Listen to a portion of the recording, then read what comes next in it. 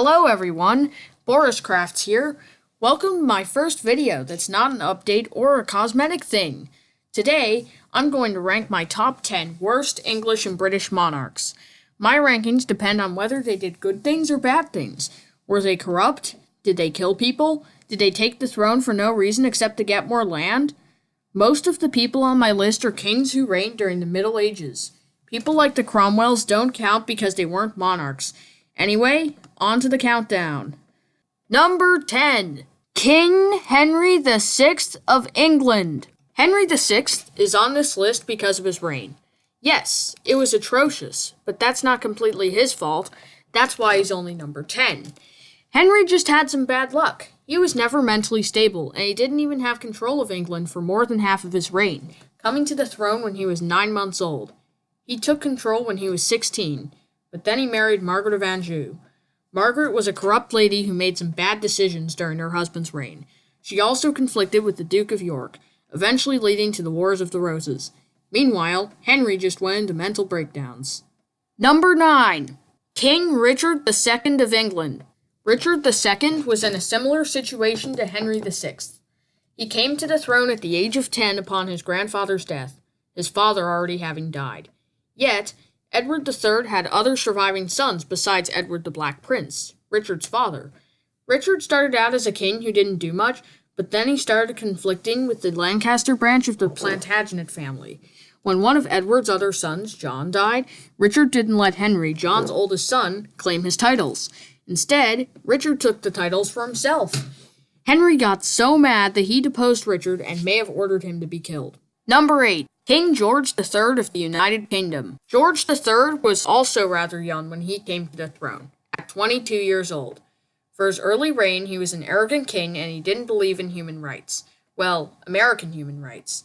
The American colonies were tired of George giving them a ton of unfair taxes, so they decided to rebel. They won this rebellion-turned-war in 1783. It was about this time when George went insane and he turned from arrogant to incompetent. As the years went by, it got worse and worse. He had to have a regent for the last 10 years of his reign. Number 7. King John of England. John is a cursed name for British royals, and this guy started it all. King John technically stole the throne. The person supposed to be king was Arthur, the son of John's older brother Geoffrey.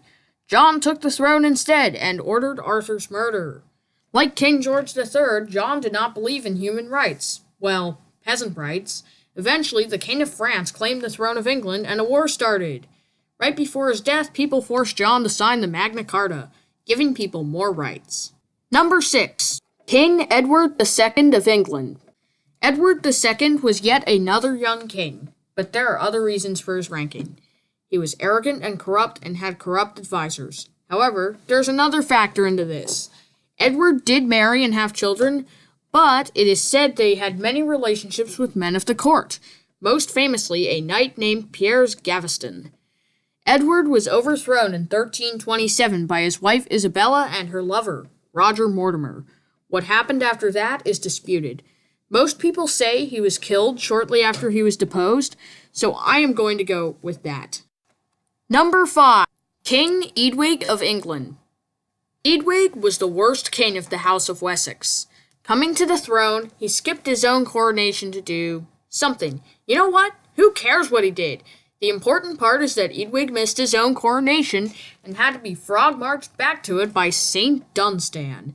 This would set the tone for the rest of Eadwig's reign. Eadwig's number 1 priority was to have fun, not be a good king. He made stupid decisions and was a bad king. He may have been young, but there is no excuse for not being a good king, just because he wanted to have fun. When Eadwig died, he was replaced by his better brother. Number 4. King Sweyn Forkbeard of Denmark. Sweyn Forkbeard had been king of Denmark, but he decided to do something despicable. He decided to invade England. That was easy because King Ethelred the Unready was incompetent. When Sweyn invaded, Ethelred was most definitely unready. Being a Viking king, Sweyn was ruthless. Thankfully, he didn't reign long. After making extensive plans for his new empire, Sweyn died in February 1014, after only 5 weeks on the throne. Ethelred was ready this time, and he took England back. Once he died, Sweyn's son Canute took over the throne. Number 3. King Harold Harefoot of England. Now, Harold Harefoot was the grandson of previously mentioned Sweyn Forkbeard. I have a question. Why was he even a monarch? Canute, Sweyn's son, married Ethelred the Unready's widow, Emma of Normandy. They had a son, Harthacnut. Harold was the son of Canute and a lady named Elgifu. Well, Harthacnut was supposed to be king upon Canute's death, but he had to help out in a war back in Denmark. Harold basically stole the throne. However, Harthacnut would get his revenge. After 5 years, Harold died and Harthacnut became king of England. One last thing, Harold was arrogant and corrupt. Number 2. A tie between Queen Mary I of England and King Richard III of England. Both of these monarchs are quite bad. Let's start with Mary, the only queen on this list. She was called Bloody Mary for a reason. Mary was Catholic and despised everything about Protestants. She killed a lot of people and was very corrupt. Not to mention that she married a prince from the House of Habsburg, the most corrupt and power-hungry royal house in Europe there was, in my opinion. Richard III was also corrupt, but he stole the throne from his nephew, Edward V, and imprisoned him and his brother Richard in a tower and possibly had them killed. Both monarchs thankfully had short reigns. Now it's time for the dishonorable mentions. King Stephen of England. Stephen stole the throne as well, from Henry I's daughter Matilda. He made his son Eustace heir to the throne. After warring with Matilda, a treaty let Stephen keep his throne while Matilda's son succeeded him. King Henry III of England. Despite his long reign, Henry III did not do anything too important. He and his son Edward I, however, fixed up the mess King John left behind. Henry was just incompetent in King Henry IV of England. The man who overthrew Richard II was hostile in general, but Henry IV was an effective king, so he's not on the list. King Edward IV of England. Edward was a young and arrogant king, but he was effective, especially in his second reign. Also, he seemed like a better king than his Lancastrian rival, Henry VI. King Edward VI of England. Edward VI reversed many of his father's policies. Henry VIII decreed that Edward would succeed him, then Bloody Mary, then Elizabeth I. Edward thought this was stupid and made his cousin Lady Jane Grey heir instead. Queen Jane of England. As planned, Lady Jane Grey succeeded Edward.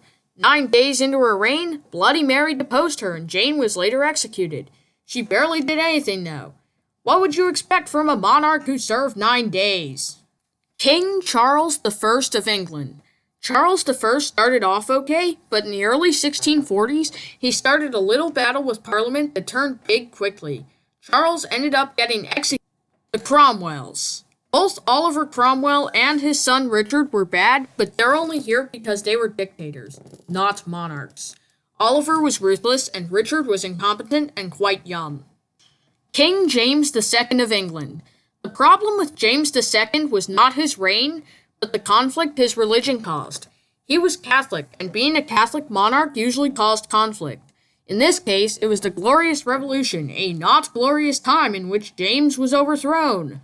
The Jacobite Kings. After he was overthrown, James II, then his son James and grandsons Charles and Henry claimed the British throne. They caused a lot of problems during the reigns of George I and George II, but they were not actually monarchs, just claimants. Kings George IV and William IV of the United Kingdom. These two brothers who were both kings of Britain were elderly and didn't do much during their reigns. This is exactly why I put George and William together here. King Edward VIII of the United Kingdom. Edward literally abdicated so he could marry a twice-divorced American commoner named Wallace Simpson. Also, he supported Hitler and was in the Nazi Party, but Edward VIII didn't do much as a monarch. Number 1. King Henry VIII of England. Well, Oliver Cromwell is the worst English or British leader, but here's why Henry's the worst monarch. Number 1. He split a lot of things, including churches, so he could divorce his wife.